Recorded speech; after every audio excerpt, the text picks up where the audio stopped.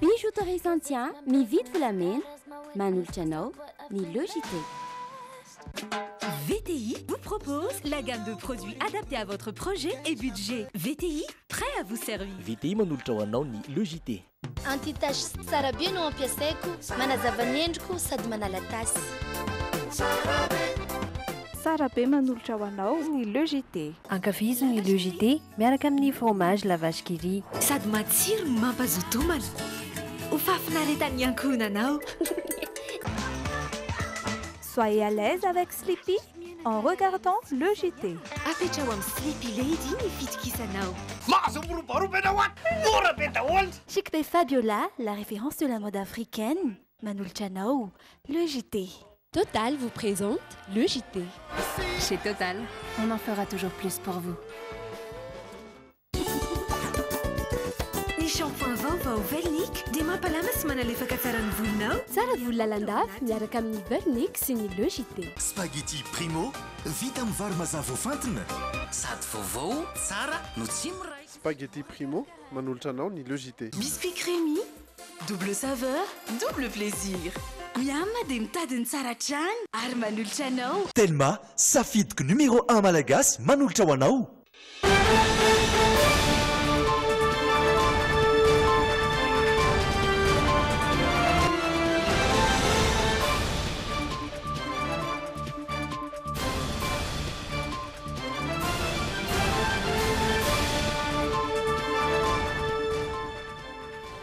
Talata fa 6 ny volana May faly miarabanao amin'izao takariva izao ireto ny lohatenitsika ao anatin'ny Logité. Ny bureau des enquêtes accidents et incidents de l'aviation civile no misahana ny fanadihadiana mikasika ilay loza mpiara-manidina nitranga teny amin'ny commune Ampangabe. Nambarany filohan'ny HVM androany faniarana nanosony ny fanarahana politika efa tsy raharaha ny fitondrana ireriany. Miato aloha ny adina ara-panatanjahantena ho an'ireo fanadina-panjakana BEPC sy baccalauréat raha ny fanambarana nataony avy eo anivo ny syndicat tamin'ny ety androany ity. Tolorana ny arahaba isika tsirairay avy izay manjo tapaka ny fahitalavitra Dремina sainam-pananjanany koa ianao anaraka ny fampalam-baovao hatramin'ny farany. Isantatra ny vaovao isika ary ireo vaovao izay nisongadina no hanomboantsika izany ao anatin'ny tapany faharoa no anarahantsika zanam-pandarana maro tahaka ny portrait sy ny SOS iaran'olona aminao ny vaovao ny tenako sy Sonia Andrenirina ndao ary hijery ny la une. Vibrez au rythme des couleurs Orlac. Trouvez Orlac partout à Madagascar. Ny lokon'ny vaovao miaraka amin'ny Orlac.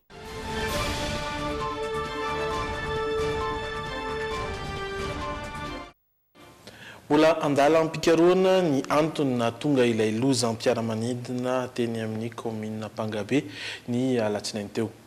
Mandray tanana manokana ny fanatanterahana izany fanadihadiana izany kosa ny BEAC na ny bureau des enquêtes accidents et incidents de l'aviation civile. Isan'ny mahasarotra ny fanadihadiana kosa nefa ny tsifisiny boîte noire amina karazana fiara-manidina kely toy ilay niaran-doza teo iny. Nanao nitatitra ny andindiny-baovao mikasika izay miaroso Rojo Ravaka sy Zo Randriatsalama. Ny andron'ny alatsinainy nisehony ilay lozam-piara-manidina ihany. Dia efa niroso tamin'ny fanadihadiana ny tompona andraikitra raha ny fampitam-baovao navoaka ny ACM na ny aviation civile de Madagascar. Misy kosa ny sampandrara misahana manokana ny fanadihadiana ireo loza momba ny sitina napakabaka dia ny BEAC na bureau des enquêtes accidents et incidents de l'aviation civile. Ny maraina ny alatsinainy 12 Jona tokony ho tamin'ny 7 sasany ratsaivina no nitrangany ilay lozam-piara-manidina. Maty tsy tradrano avokoa ireo pandemia 5 tao anatiny. Efa ao anatin'ilay sokajy professionnel ireo mpanamory, saingy vao nandray ny asany tao amin'ilay orinasa ka nanatanteraka sidina fanazarantena na vol d'instruction ary izao ny arambony izao. Mbola andalam-pikaroana arak'izany ny antony mety ho nahatonga ilay lozam-piara-manidina teny Ampandrilaza commune Ampangabe. Isan'ny mahasarotra ny fanadihadiana kosa nefa ny tsy fisian'ny boîte noire amina karazana fiara-manidina kely toy ity niaran-doza ity araka ny fanazavany ny loharanom-baovao. Na izany aza ao anatin'ny singa ifatoan'ny fanadiadiana ny fahafantarana hoe niodina ve sa tsy ny moteran'ilay Pepper PA31. Andalam-pikarohana ihany koa ankoatr'izay ny helisn'ilay fiaramanidina izay tsy hita taorian'ny fotoana nitrangan'ny loza saingy fantatra noho ny aveo fa tafasitrika iray metatra tany anaty tany ho iantrany ny loharanom-baovao. Ho arahantsika amin'ny andalana ny toyny izay famitorana sy fanadiadiana na hafatesana ain'olona misa 5 izay. Fa lafim-baovao politika namaliny nambaran'ireo politika sasany sy ny antoko miaraka amin'ny fitondrana androany. Nambaran'ny filohan'ny HVM fanirana nanosiny ny fifanarahana politika fa tsy raharahany fitondrana irery ihany. Nanatrika izany mihitsy ary nanosiny ny filohan'ny antoko rehetra ary tsy tokony ilaza ny mifanohitra amin'izany ireo antoko sasany. Fifanarahana tao anatin'izany ihany koa ny idiran'ireo olona avy amin'ny antoko samihafa ao anatin'ny gouvernemanta vaovao fanadiadiana. Nisy mihitsy ny fifanarahana politika natao nahazona ny Praiministra vaovao sy nahatafiditra ireo mpikambana eo anivon'ny gouvernemanta ny marimaritra iraisana. Io no valikafatra nomeny ny filohan'ny antoko ery vaovaon'i Madagasikara manoloana ny fandavana ireo antoko sasany ho tsy ny fanaraka ara-politika. Misy taratasy manamarika izany fifanarahana izany ny fanaovan'ny filohan'ny antoko rehetra soni ho ny filohan'ny HVM. Dia sady misy olona niaraka amin'izany teo ny communauté internationale niaraka teo nafantatra amin'izany. Ary samy manana ny exemplaire an'izany ireo olona voalaza ireo ka ataoko fa hijanona amin'izay zay resaka izay. Satria tsy ho avy mihitsy ny tena koa izay nisan'ny teo natromaso ary nisan'ny natao ny fifandresen-dahatra tao anatin'ireny nandritron'iray vola sy tapany ireny ka ilaza satria averiko ray aman-dreny fa tsy azo natao mihitsy ny fanendrenany ny Praiministra ratsy vosony io misy. Isan'ny voarakitra tao anatin'ny fifanarahana io ihany koa ireo adivaritra isan-karazany tamin'ny fanendrena ministra ao anatin'ny gouvernemanta iraisana. Nahazo ny ministeran'ny hotediavina ohatra ny Mapar, VPMM izay nahazo ny ministeran'ny tontolo iainana sy ny ministeran'ny tanora sy ny fanatanjahantena. Iaraka isika ihany koa izay nahatafiditra ny Joasy Eleonora ary ny antoko TIM izay nahazo ny ministera tena notediaviny dia ny ministeran'ny indostria sy ny fampiroboroboana n'ireo sehatra tsy miankina. Accord particulier izay tediavin'ny antoko TIM. Ahoana zany ny fomba amerenana an'ireo orinasan'ny filompanorona ny TIM hiasa ahoana ny avion, ny ahoana ny entany any amin'ny douane sy hitantsika fa zavatra fonctionnement andavanandro gouvernement zany. Misy ministère anankiray nanairakirana faraparany. Dia tsy misy mifandefitra teny mikoety ohatra ministère de l'industrie izay nietretina fa tsy ho ataony amin'ny zareo fa sao dia misy conflit d'intérêt dia nikena ihany zany ny marimaritra iraisana satria tsy ilaina ihany koa ny ampikatso an'ilay négociation dia namena azy 4e ministère.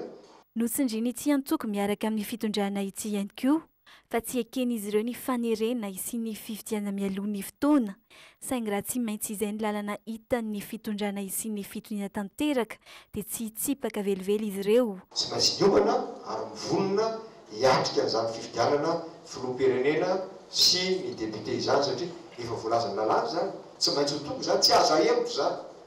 Izaho rehetrarehetra izay manoloana rehetrarehetra dia tsy manana hevitra mihitsy hoe andeha hanembotra ny fifidianana. No mafisiny izy ireo ihany koa androany fa mbola manohana ary miantso ny filatsahako fidian'ny filoha Hery Rajaonarimampianina izy ireo amin'ny fifidiana filoham-pirenena manaraka ary efa anatin'ny fanomanana izany tanteraka ny tetikadin'ny antoko. Fa anohizantsika ny vaovao dia ny avieny Tsimbazaza eny aloha hoeny amin'ny anteniera-pireneny tsy isika satria roa herinandro sisa dia hifarana ny fivoriana ara-potoana voalohan'ireo solombavambahoaka eny Tsimbazaza araka ny tetiandro mpivoriana izay nanomboka ny talata voalohan'ny volana meteo. Banga dia banga nefa ny toeran'ireo député ny amin'ny anteniera-pirenena noho ny toetra ara-politika misy eto amin'ny firenena amin'izao fotoana izao. Maro nefa ny asa sy ny fanapahan-kevitra izay miandry azy ireo inona ny fepetra raisina ho an'ireo député tsy tonga mivory na ihany koa lasa ministra manazava ny momba izany ity fanadiadiana nataony Rindra Tahiry sy Stéphane Rakotomalala ity. Mbola anatin'ny fotoam-pivoriana tanteraka izy solombavambahoaka amin'izao fotoana. Banga avokoa nefa ny ankamaroan'ny sezy ety Tsimbazaza. Tsy ny ohatran-roapolo ireo député tonga tetỳ andapy io maraina io. Manoloana ny tsy fahatongavana manatrika fivoriana ara-potoana mihitsy dia azo atao ny manome sazy sy manala azy ireo amin'ny andraikitra mahasolom-bahoaka azy. Raisina ho fandikan-dalàna ny tsy fandraisana anjara ao anatin'ny fivoriam-be raha ny fitsipika ny fe azy ireo. Ho an'ireo solombavam-bahoaka lasa misana andraikitra hafa kosa tahaka ny minisitra dia efa nalefa ny birao maharitra eny amin'ny fitsarana avy momba ny lalam-pandrenana ny taratasy fangatana mpisolo-toerana azy ireo. Ireny moa zany dia ny manarakaraka azy ao anatin'ny lisitra teo amin'ny fandaharana amin'ny listim-pifidianana zany. Ka ny mpisolo-toerana azy no tokony ho avy andeha hisolo aty. Fa anjaran'ny fitsarana avy momba ny lalam-pandrenana zany no manindry azy arak'izany. Sahala amin'izany ihany koa ho an'ireo solombavam-bahoaka teo aloha izay lasa minisitra ka hiverina ato amin'ny antenimieram-pirenena dia ry zareo ihany koa zany no mamaritra an'izay lafin'izay. Isandreo nahitana fahabangana ihany koa ny toeran'ireo mpikambana eo anivon'ny birao maharitra. Mahazo fampilazana amin'ny tsy fahatongavana ireo izay tsy manatrika asam-bomiera. Orin'izay no mandray ny fepetra amin'ny filohan'ny birao maharitra. Tovy tamina metrahana mikambany birao ihany koa no anoloana ny toerany tahaka ny Kestiora fahatelo izay lasa minisitra amin'izao fotoana. Mazava ho azy sahala amin'ny fomba na nipetrahan'ilay teo aloha zany no hipetrahany manaraka ihany koa na amin'ny alalan'ny fifidianana no nametrahana ny mpikambana amin'ny birao maharitra antenimieram-pirenena ka tokony misy fifidianana ihany koa zany safidianana ny solo izay amin'ny toerana banga fa tsy maintsy misy karazana hoe constatation na fanamarihana fa hoe misy toerana banga io amin'izay rehetrarehetra zay no ahafahana manatanteraka an'izany. Raha ho an'ny androany manokana dia isany nanao tatitra momba ny asa vitany tamin'ny taondasa nisehan'ny IDH vomeram-pirenena maleo tena momba ny zon'olombelona. Vitsy dia vitsy ireo solombavam-bahoaka tonga nanatrika izany. Ratsivina ihany koa député 580 ihany no tonga teny tsy mazaza nandritra ny fivoriana tokony ho nandaniana ny tetim-polam-panjakana 724 izay tsy tontosany andro nefa iankina ny fampandehanandraraha rehetra. Anaraka dokam-barotra isika Ariverneto rehefa avy eo. Sitranao mbola miaraka aminay amin'izao takariva izao toy an'ny vaovao avy hatrany dia ny mikasika ny fitakiana izay ataon'ny UCTU. Mandrahona itokana ireo mpitatitra mivondrona ao anatin'ny UCTU ny alarobia 17 ny volana jona ho avy izao ny fe-potoana anatanteran'izy ireo izay fitokonana izay tsy asa mihitsy araka izany taxi be mivondrona ao anatin'ny UCTU amin'ny daty izay voatondro io antony ny tsy mbola voarainy ireo mpitatitra ny fanampiana na ny compensation nanomboka ny volana jolay 17 miora miarin-jatovy sy Dolphe Rakotoniana no mitondra amintsika ny andindiny-baovao. Manome fe-potoana ny fanjakana hatramin'izy maho avy izao ireo mpitatitra andoavan'ny fanjakana ny saikiny na ny compensation izay nanomboka ny volana jolay 17 no efa tsy noraisiny ireto mpitatitra mivondrona ao anatin'ny UCTU ireto. Noho izany dia mandrahona itokana tsy hiasa ary tsy hampiasa fiara ihany koa izy ireo na ireto fikambanam-be ny mpitatitra ireto ny alarobia 17 ny volana jona ho avy izao. Dia tsy maintsy misy dispositif ho raisina dia hanao arrêt de travail zay amin'ny alarobia 27 juin tsisy ny fitaterana eto Antananarivo misy organisation fa ny atao membre ny UCTU tsisy miasa tonga dia tsisy miasa bien organisé. Manjizina ny telo hetsy ariary eo ny compensation tokony omeny fanjakana ny fiara iray isam-bolana, vola izay efa ny fanarahan'ny fanjakana sy ireo fikambanan'ny mpitatitra isoroana ny fiakaran'ny saran-dalana rehefa misy fiakaran'ny vidin-tsoloky. 300 000 ariary manodidina izay indray arakaraka ny fiakaran'ny vidin'ny solika zany no mampiakatra an'io sy mampidina miakatra ny vidina solika dia miakatra io, midina ny vidina solika dia midina io fa manodididina eo isaky ny fiara isam-bolana zany ny izay vola avy any amin'ny fanjakana izay efa nomeny itoko zahay izy nanome. Manoana izao hetsika ny mpitatitra izao ihany koa ny fikambanana mpiarina izo ny mpanjifa saingy miandrandra tolotra tsaratsara kokoa avy amin'ireo mpitatitra. Ho an'ilay vahoaka tahaka ny fitateram-bahoaka dia asivo fitsinjovana manokana ilay izy na misy sifra mihitsy zay ihany tovy 2 ariary fa raha betsany tokony nisy dinky fanaovana zany tsy natsino ilay izy dia zao ny zava-rehetra angaka dia manomana ny mpanjifa ihany zany zahay hoe tsy maintsy mirahiny tsika ao anatin'le fanerena fitondram-panjakana mirahina am'le mpitatitra mba tsy hakarany sarandalana indrindrandrindra fa mba hijanona ambany any ny sarandalana fa misy fitsinjovana an'io asa pitaterana. Tsy mbola nanambara ny fiakaran'ny sarandalana aloha hatreto ireto mpitatitra mivondrona ao anatin'ny ICTU ireto taoriany ny fiakarany vidin-tsolika farany teo saingy miandrandra ny fandoavan'ny fanjakana izay compensation izay. Tavaverina eto amin'ny vaovao hatrany mbola fitakiana sy ao anatin'ny fiatona aloha ny adina ara-panatanjahantena ho an'ireo fanadina-mpanjakana BEPC sy baccalauréat. Efa vonina avokoa ireo antonta taratasy rehetra sy asa rehetra mifandray amin'ireo adina ara-panatanjahantena saingy milaza ny tsy handray ny asan'ireo mpampianatra sy mpanadina mivondrona ao anatin'ny SPEPS raha tsy mivaly ny fitakiana izy ireo. Ireo volana mialohan'ny adina antsoratra ny tokony anaovana ny adina rabatana saingy hatreto tsy mbola nahavitany azy ireo ny ireo mpanala BEPC ahina ho toraka izany ihany koa ny an'ireo mpiadina izay anala ny fanadinana baccalauréat ndao arahana ary ny fanampanazavana miaraka amin'ny Rindra Tahiry sy Kasambola manana. Amin'ny sabotsy 13 Jona izao no tokony hatrika ny adiny ireo mpianatra anala baccalauréat ny safidy ny taranja Lomano. Tokony tamin'ny herinandro teo no naharain'ny taratasy fampanantsona izy ireo saingy noho ny fitakian'ny sendikan'ireo mpampianatra mpitantana sy mpanadina EPS dia tsy mbola natomboka ny fizarana izany ho an'ny teto Andrenivohitra. Amin'ny 20 Jolay raha ny tokony ho izy no manomboka izay adina arabatana izay ho an'ny mpanala baccalauréat hatrany. Satria efa nisy ny convocation vitsivitsy izay efa niparitaka dia mampanjeny ny ray aman-dreny sy ny sekoly izay voakasika izany izahay amin'ny fanajanonana ny fanadinana mba tsy ho tampoka amin'izy ireo izany. Rehefa misy ny vahaolana na meloa na orina ny daty voatondro dia miverina ary manatanteraka ny asa izahay mpampianatra fanatanjahantena manerana ny nosy. Efa nisy naray izay taratasy fampiantsona hiatrika adina ara-panatanjahantena izay ireo fari-padidy mpampianarana ivelona Antananarivo. Miato anefa ny adina raha tsy mivaly ny fitakian'ny sendika. Any amin'ny BEPC zao olana vacation miasa zay fa tsy mandray karama. Misy ihany koa ny texte izay mampifanolana anay amin'ny mpitantana zany hoe zahay ny tena miasa be ny olona sasany no mandray vola be. Misy koa ny fangatanay amin'ny ministra vaovao ny ananganana direction manokana misahana ny EPS. Ny fampiankina ny adina ara-panatanjahantena ho an'ny BEPC sy ny baccalauréat hoy ny sendika raha vantany vao mivaly ny fitakiana dia ny BEPC no alefa ny aloha satria tsy azo atao ny mampifandrindra ny daty sy ny toerana anatanterahana ireo. Ahina izy fiantraikany amin'ny fiemoran'ny daty ny fanadinana antsoratra ny fanemorana na tsy fisiany izay adina ara-panatanjahantena izay. Fa tapaka nandritry ny iray andro mahery ny jiro tany Antsirabe ny alahady sy ny alatsinainy teo.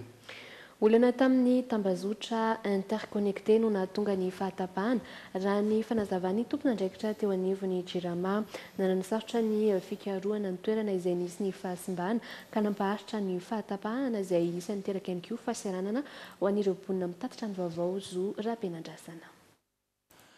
Fahasimbana tamin'ny famatsiana herinaratra amin'ny interconnecté Antananarivo Antsirabe no nahatonga ny fahatapahan-jiro naharitra 3 ora teto Andrenivohitra Vakinakaratra sy ny manodidina nanomboka ny alahady tamin'ny 1:20 ora hatramin'ny omaly alatsinainy hariva raha ny fanazavana avy amin'ny Jirama ny fitsiriana io tambajotra io izay sady lava no mandalo toerana sarodalana no nahela ny fanamboarana raha ny fanazavana. Rehefa natao ny manœuvre rehetra dia ny persiste tao le défaut dia rehefa ohatran'ireny moa zany dia tsy maintsy manao visite an'le ligne 63 000 volts dia mirefy à peu près 149 km le halavan'io ligne io.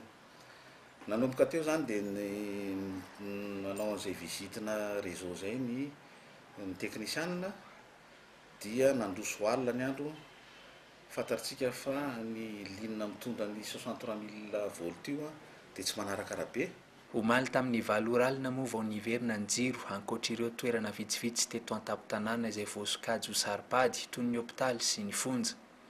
Reny le point stratégique reny zany a no nezahany jirama izay zakan'ny fitaovantsika no naverina. Nitarika fahasairanana ho an'isan'ny tokantrano indrindra ireo mpandraraha madinika mila ny herinaratra ny jirama amin'ny antondrarahan'izy ireo isan'andro ity fahatapahan'ny jiro na haritraritra ity. Tena simba mihitsy ny entana zany mba tsy mandeha ny masina anay zany dia taotrany satria tsisy asolo an'io ny akora zany hoe anay tsy manana herinaratra hoe azo atao amin'io anamboany ity herinaratra io zany tsisy fahalafon'ireo atapaka ialana tsiny indrindra ho an'ny mpanjifa fa fantatra ny fahasairanana rehefa tsisy herinaratra izany dia ialatsiny indrindra amin'ny fahatapahana somary lava izay tsy matetika ny fisiny zany eto Antsirabe. Antenainy maro hamany olana mahakasika ny jiro eto Antsirabe indrindra rehefa misy fahatapahan'ny famatsiana toy izao moa ilay fotodrafitrasa mampiasa ny herin'ny masoandro fotokanana Tsiwela ao amin'ny distrikany Ambatolampy. Fa amin'izao ankatoko ny asaramanitra izao dia manome fahafampony rehetra ny Canal 7 Events. Amin'ny alalan'ny hetsika foire de l'indépendance izay anomboka afaka iray andro etsy amin'ny villageois Andotapenaka moa no anatanterahana ny hetsika ary sehatra maro no hita eny an-toerana ohatra ny akanjo ny sakafo kojakoja tokantrano ihany koa ny mikasika ny sehatry ny fambolena sy ny fiompiana ary ny jono efa anatin'ny fanomanana tanteraka amin'izao fotoana izao ny mpikarakara izany hoe ny zareo eo anivo ny Canal 7 Events izay tafaresaka tamin'ny miora miarin-jatofy sy Dolpha Rakotoniaina.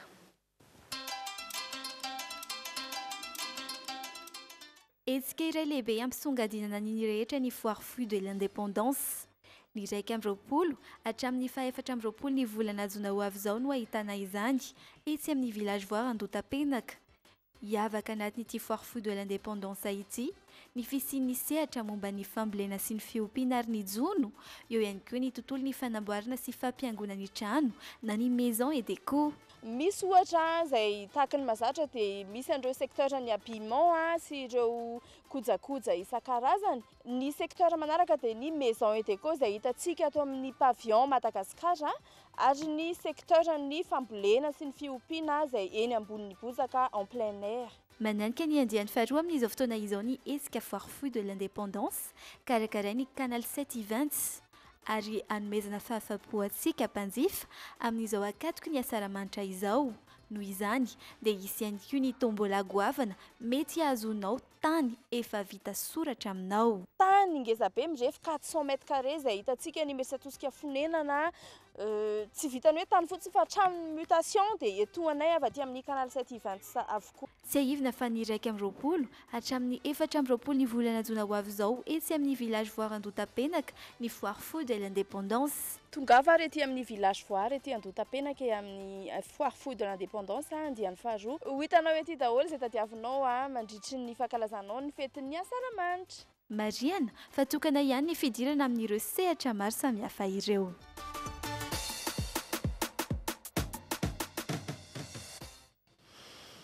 Fa ivoaka ara-pitsoararby ihany koa manerana nosy ny tantara malagasy mitondra lohateny hoe fireneko. Tantara miavaka sy mifandray amin'ny raharam-pirenena misy amin'izao fotoana izao moa io film horonan-tsary izay ivoaka rahampitso ho ampahafantarana misimisy kokoa mikasika izany ity sary manaraka ity. Mada filma dia manolotra antsika ny fireneko.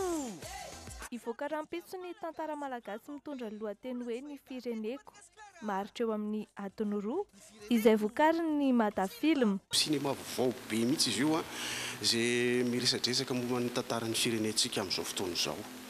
Misy émotion be tena somary mampalahelo ary eo koa mampieritreritra anatra ho an'ny rehetra mihitsy zany. Izy io dia nezahanay anatokatina kokoa ny zava-misy amin'izao fotoana izao zany hoe le conjoncture misy amin'ny firenentsika mihitsy no resahana.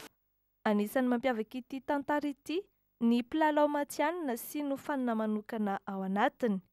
Nomena lanja ihany koa ankoatr'izay ny toerana nanaovana ny fanodinana ny horonan-tsary. Tena nangalana autorisation amina kazerna amina kazerna camp mihitsy zany makany amin'ireny makany any amin'ny prison mihitsy no manao tournage dia eo koa no ahitana ny tontolon'ny akantony ty Madagasikara ty misy miaramila eo tena perinasa milalao anatiny ao misy olona tsotra dia misy tanora ihany koa. Jifaina amin'ny vidiny mirary R2,000 ary iparitaka manerana ny nosy ity tantara malagasy ity. Manentana antsika mpankafy sarimihetsika ary ny Madafilm mba hanjifatsika ny vokatra tena izy. Mivoaka amaray 20 jona izy io ho an'ny faritany rehetra zany eto Madagasikara ka ny mpanao piraty rehetra tena aloha mba mikisakisaka kely kosa aloha tena mikisa kely aloha laisiny mandritra ny 5 andro zay dia mba amoaka ny film io mora dia mora be mihitsy izy io R2000 na R2,000 fotsiny. Ny fireneko ivoaka DVD du 20 juin 2018. Iny vaovao ihany koa nitondra antsika amin'ny maresaka any ivelany. Nitrangana fifamptifirana tao Malmö ao Suède ny omaly alina vokany roa no fantatra fa namony ainy ary olona 4 naratra mafy tsy trangana fampirorona moa ity niseho omaly alina ity raha nitatitra ireo manam-pahefana any toerana saingy mitohatra ny kosa ny fanadihadiana. Roa no fantatra fa namony ainy ary olona 4 naratra mafy vokatry ny fifamptifirana nitranga ny alatsinainy alina teo teto Malmö tanàna fahatelo lehibe indrindra eto Suède. Mbola nitotanisa vonjy maika ihany ireo raha nambaran'ireo manam-pahefana eto an-toerana. Tsy trangana fampiroroana ity niseho omaly alina ity raha nitatitra ireo manam-pahefana hatrany saingy mbola mitohatra ny kosa ny fanadihadiana. Lehilahy roa ireo namony an'ireo 12 taona sy 19 taona mbola arahy maso akaiky eny amin'ny hopitaly kosa amin'izao ireo olona 4 naratra vokatry ilay fifamptifirana hoy ny mpitondra teny ny mpitandro filaminana. Raha ny filazan'ireo nanatry maso ny zavan-tranga dia teo ampivoanany cybercafé izay tsy lavitry ny komisaria no nisy ny kendry ary nitifitra ireo niaramboin'ireo. Tsy mbola nisy hatreto ny olona ayahiana saingy fantatra fa tsy latsaky ny iray ireo nahavandoza izay nitifitra tamin'ny alalan'ny basikileta.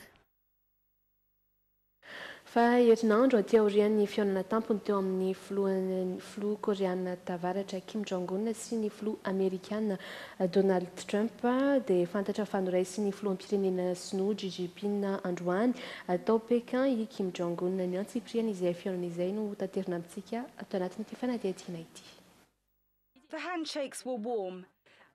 Ity no fitsidiana fantelo no nataon'ny filoha koreana tavaratra teto Chine hatramin'ny fiandohan'ity taona ity. Androany no fantatra fa noraisy ny filoha ampirenena sinoa Xi Jinping teto Pékin i Kim Jong-un herinandro katroka ty aorian'ilay fihaonana tampony teo aminy sy ny filoha amerikana Donald Trump ny 12 jona lasa teo tao Singapour. Fihaonana izay tsy nisy fampahafantarana mialoha. Nisy moa mazava ho azy ny resadresaka ny fanaovan'ny rotonta. Nandrisika ny filoha Kim Jong-un anatanteraka ireo rehetra tapaka nandritra ilay fihaonana teo aminy sy ny filoha Trump teto Xi Jinping. Ankilany mangataka ny analefahany ireo sazara toe-karena hotakalon'ireo fampanantenana nataony momba ny fahavononany anafoanana ireo fitaovam-piadiana sy andrana ara-nokleary kosa Kim Jong-un ka manantena ny fanohanany Chine tanteraka ny tenany amin'izany. Ny herinandro lasa teo moa ny laza ny lehibe ny diplomasia sinoa fa mety analefaka ireo sazy ny firenena mikampana raha toka amin'ny tanany teny nomeny Pyongyang. Izay vaovao azo natolotra tamin'ny tapany voalohany iny reto indray no atolotranao ao anatin'ny tapany faharoa. Amin'izao akatoky ny fety asaramanitra izao dia mpanao asa tanana malagasy mpanao ireny arendrina ireny no izara amintsika ny mombamomba azy sy mikasika izay asa ataon'izay ao anatin'ny portrait. Ary ao anatin'ny SOS kosa no anarantsika ny tantaram-piainana ity renim-pianakaviana iray izay manolotra ny tarehany ka mila fanampiana ao anatin'ny SOS. Isentokely ao anatin'ireto dokam-barotra ireto isika dia miverina eto indray aorian'izay.